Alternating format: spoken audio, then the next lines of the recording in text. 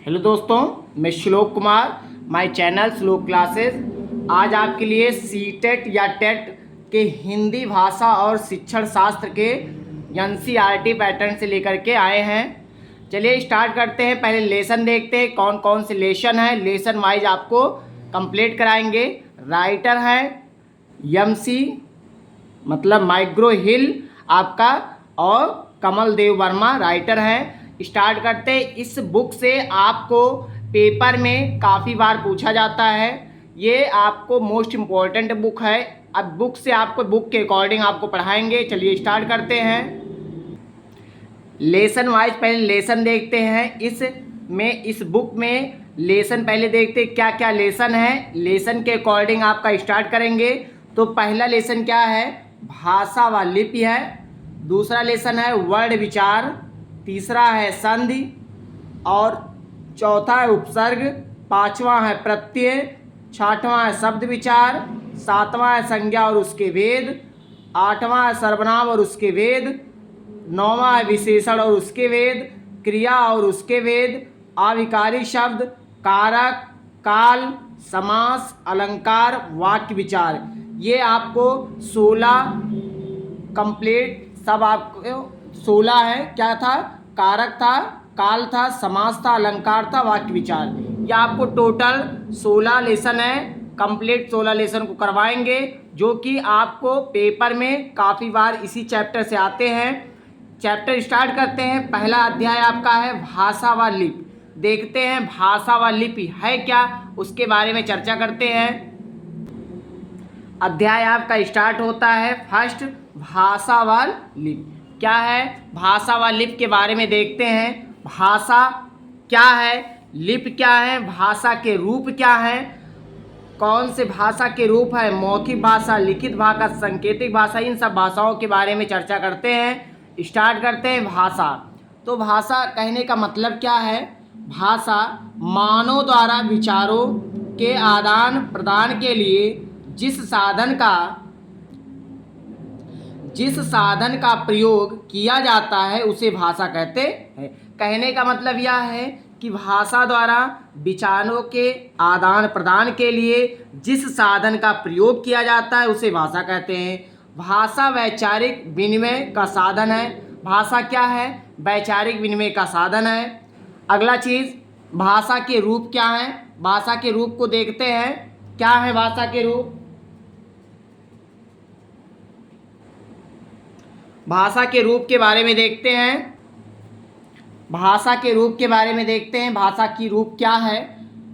तो विचारों के परस्पर संप्रेषण के लिए भाषा रूपी साधन का प्रयोग मानव कई प्रकार से कर सकता है। जिसे क्या कहते हैं? मौखिक प्रयोग, लिखित प्रयोग, सांकेतिक। कहने का मतलब यह है कि भाषा क्या है? जो विचारों के जैसे आदान प्रदान से, या कहने का मतलब यह है कि यह भाषा के रूप जो होते हैं, तो आपको तो समझ में ये आ रहा है कि भाषा के जो रूप होते हैं मौखिक भाषा, लिखित भाषा, सांकेतिक भाषा। अगला क्या है? नेक्स्ट आपका क्या है? मौखिक भाषा। मौखिक भाषा किसे कहते हैं? भाषा के जिस रूप का प्रयोग हम स्वर तंत्रीय व वाणी की सहायता से करते हैं वह भाषा का मौखिक रूप कहलाता है। तो क्या है कि भाषा कहने का मतलब है जैसे क्या मौखिक भाषा होती है, जैसे स्वरों या वाणी की सहायता से जो जिसका प्रयोग करते हैं वो क्या कहलाता है? मौखिक भाषा कहलाता है। अगला क्या है? नेक्स्ट अगला आपका है लिखित भाषा। लिखित भाषा क्या है? भाषा का वह रूप जिसमें विचार विनिमय के लिए हम लिखित चिन्हों या संकेतों का प्रयोग करते हैं वह भाषा का लिखित रूप कहलाता है। तो कहने का मतलब होता है जो लिख करके हम सीखते हैं वो क्या कहलाता है? लिखित भाषा कहलाता है। अगला क्या है? सांकेतिक भाषा। कई बार अपने विचारों को व्यक्त करने के लिए हम ध्वनि व चिन्हों का क्या करते हैं? चिन्हों का प्रयोग ना करके शारीरिक संकेतों या हाव भाव का प्रयोग करते हैं। तो भाषा का यही रूप सांकेतिक भाषा कहलाता है। नेक्स्ट आपका क्या है? लिपि क्या है? लिपि क्या है इसको देखते हैं। किसी भी भाषा को लिखित या अस्थायी रूप से देने के लिए जिन चिन्हों अथवा लिखित संकेतों का प्रयोग किया जाता है वो लिपि कहलाते हैं।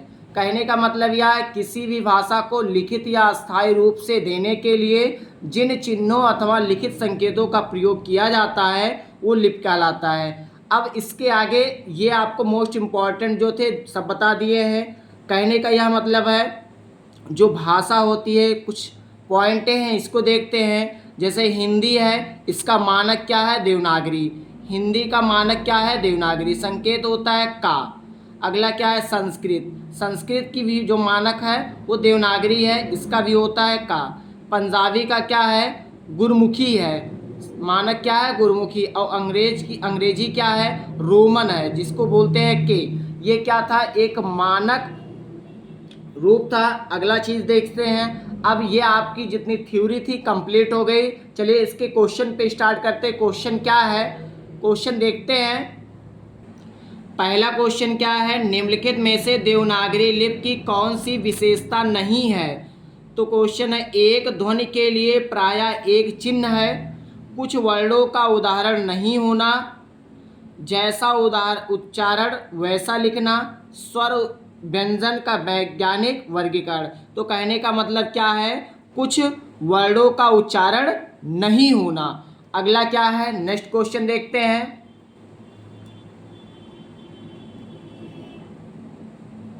देखते हैं नेक्स्ट क्वेश्चन को क्या है। हिंदी कौन सी भाषा का शब्द है? संस्कृत, फारसी, उर्दू, प्राकृतिक। तो कौन सा है? फारसी। नेक्स्ट क्या है? हिंदी किसी एक रूप भाषा का नाम होकर एक भाषा परंपरा का नाम है। यह कथन किसका है? भाषावी का है, हजारी प्रसाद द्विवेदी का। नेक्स्ट आपका क्या है? निम्नलिखित में से कौन सी भाषा संस्कृत भाषा की अपभ्रंश है? तो कौन सी है? पाली। पाली क्या है? संस्कृत भाषा की एक अपभ्रंश है। सर्वप्रथम भाषा का प्रयोग किस रूप में हुआ? सांकेतिक रूप में। सबसे पहले भाषा का प्रयोग किस रूप में हुआ? किस में हुआ आपका? सांकेतिक में। अगला क्या है आपका? उसको देखते हैं। भारत देश में सर्वाधिक बोली जाने वाली भाषा कौन सी है?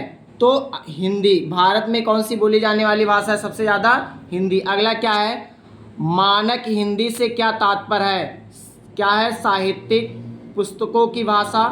ये क्या है? आपके मानक हिंदी से तात्पर्य है। अगला क्या है? हिंदी भाषा किस लिपि में लिखी जाती है? तो हिंदी भाषा आपकी हमेशा किस में लिखी जाती है? देवनागरी लिपि में लिखी जाती है। अगला क्या है आपका? नेक्स्ट देखते हैं। विश्व में कुल कितने भाषा परिवार की भाषाएं बोली जाती है? तो कितने? 12। कहने का मतलब यह है कि 12 जो भाषा है वो भाषा परिवार की भाषाएं बोली जाती हैं। अगला क्या है? भारत में मुख्यतः कितने भाषा परिवारों की भाषाएं बोली जाती हैं? 2। अगला क्या है? नेक्स्ट क्वेश्चन, देव भाषा कौन सी भाषा है? तो संस्कृति। कौन सी भाषा है? देव भाषा संस्कृति है। नेक्स्ट क्वेश्चन आपका क्या है? उसको देखते हैं। लिपि किसे कहते हैं? भाषा को लिखित रूप में व्यक्त करने हेतु ध्वनियों को अंकित करने के लिए चिन्हों की व्यवस्था को क्या कहते हैं? लिपि कहते हैं। नेक्स्ट आपका 13वां क्वेश्चन क्या कह रहा है? निम्नलिखित में से कौन सा भाषा का अंग नहीं है? तो लेख। क्या है? वो भाषा का अंग नहीं है। शब्द भी है, ध्वनि भी है, वाक्य भी है, लेकिन लेख नहीं है। अगला क्या है? भारतीय संविधान की 8वीं अनुसूची में शामिल भाषाओं की संख्या कितनी है? 22। टोटल कितनी है? 22। कुछ आपके जो पिछले वर्षों में आए हुए कुछ क्वेश्चन देखते हैं। क्या भाषा फर्स्ट पेपर का है, भाषा संरचना में अपेक्षित भाषा के प्रमुख अंग होते हैं। तो कितने? 2। नेक्स्ट आपका क्या है? देवनागरी लिपि के संदर्भ में कौन सा कथन सत्य है? देवनागरी में एक क्या होती है? कहने का मतलब आपका ए नंबर सही है। ए नंबर क्या कह रहा है कि देवनागरी में एक ध्वनि के लिए एक ही प्रतीक है। अगला क्या है? और दूसरा भी सही है, देवनागरी में विदेशी ध्वनियों को व्यक्त करने की क्षमता होती है। तो पहला और दूसरा दोनों सही हैं। अगला क्या है? नेक्स्ट, भाषा का प्राथमिक रूप है तो सांकेतिक। भाषा का सबसे प्राथमिक रूप क्या है? सांकेतिक। पेपर सेकंड में जो आया था, कोई भाषा किसी भी लिपि में लिखी जा सकती है, या कथन किसका है? तो किसका है यह कथन? यह बहुत हद तक संभव है। अगला क्या है? भाषा और लिपि के बीच क्या होती है? एक निश्चित संबंध होता है। तो ये आपका मोस्ट इम्पॉर्टेंट कुछ काफ़ी आपको इम्पॉर्टेंट क्वेश्चन थे जो हर साल किसी न किसी कंपनी या आपको सीटेट या टेट में या एस्टेट में आपको पूछे जाते हैं। अगर आपको समझ में आ रहा है तो चैनल को लाइक, सब्सक्राइब, शेयर जरूर करिए। आपको NCERT पैटर्न से पढ़ा रहे हैं।